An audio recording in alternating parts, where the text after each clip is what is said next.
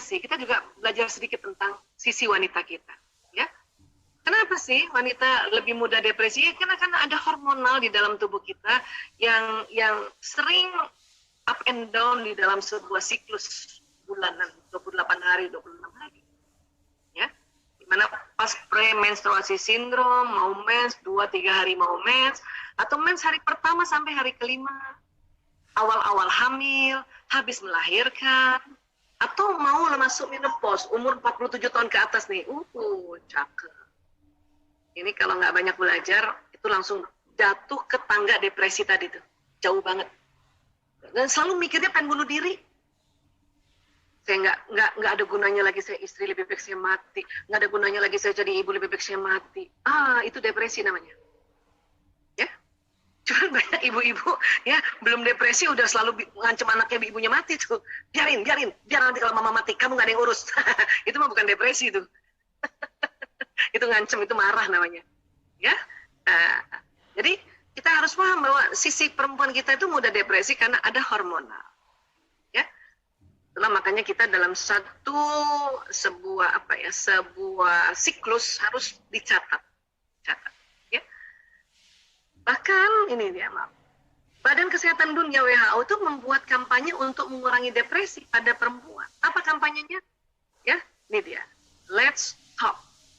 Ayo ngomong. Jadi perempuan disuruh ngomong. Saya nih kalau nggak setiap hari ngomong depresi juga kali ya, nauzubillah min dzalik. Kondisi kayak gini.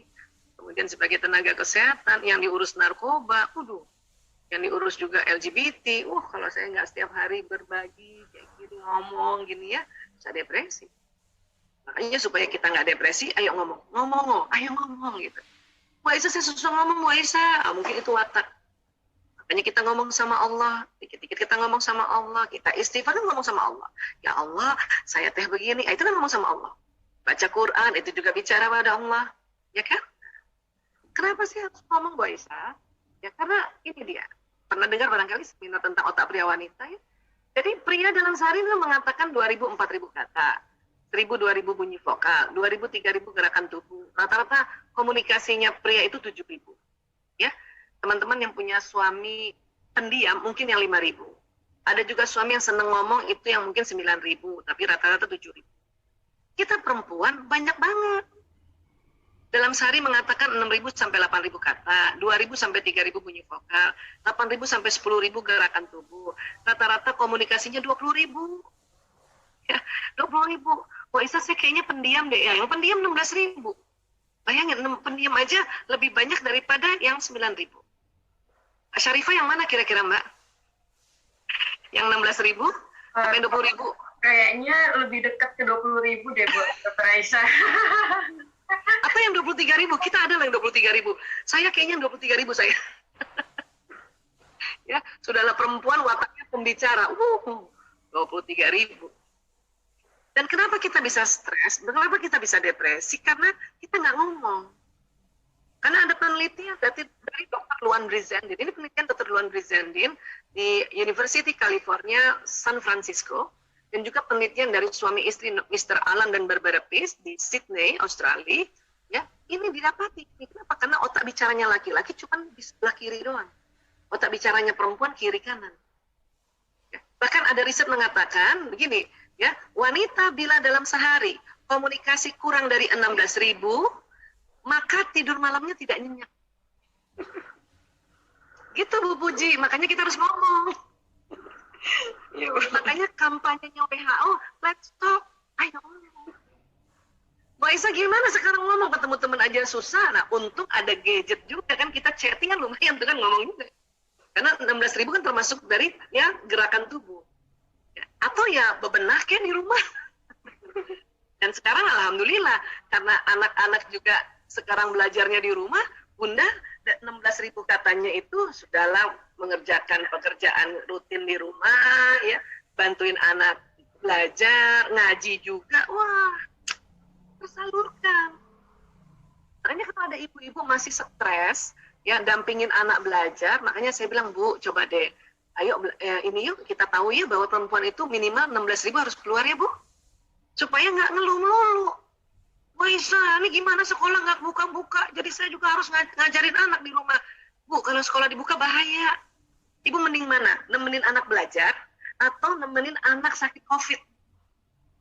Nemenin anak belajar. Ya, nemenin anak belajar. Oke? Dan sanggup insya Allah.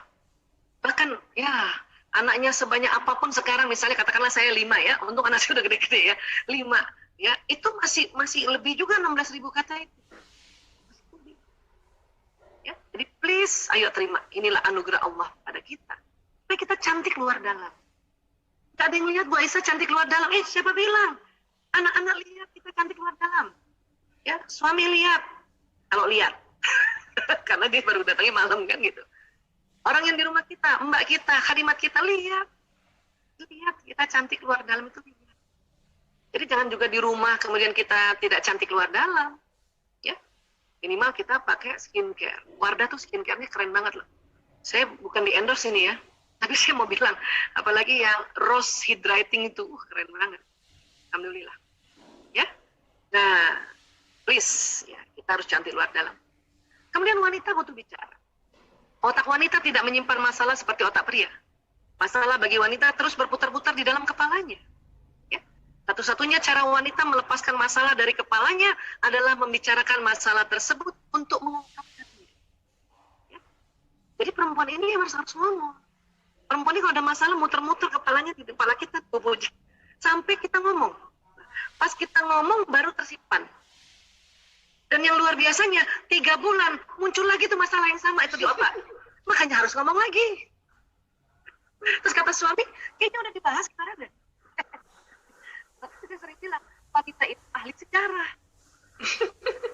Jadi diomonginnya sama, persis sama, kronologisnya sama. Kamu ya, selalu aja deh, kalau aku WA kamu nggak jawab, nanti 3 bulan muncul lagi tuh, kamu tuh ya, selalu aja kalau aku WA kamu, itu nanti tahun depan muncul lagi tuh.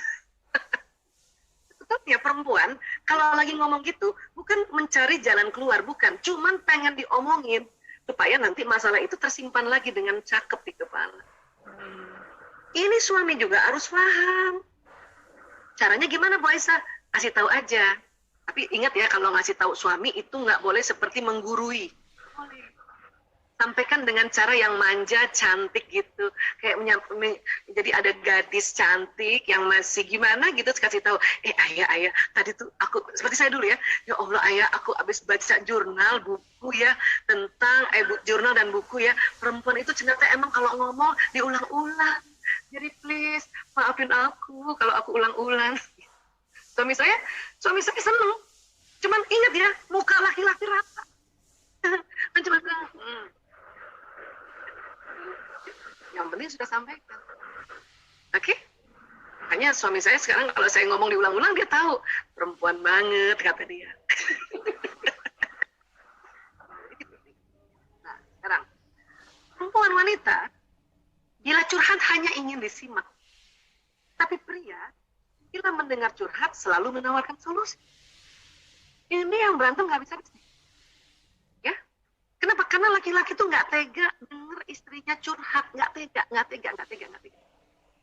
Padahal kita bilangin sama tuh laki-laki teganya. Padahal dia nggak tega.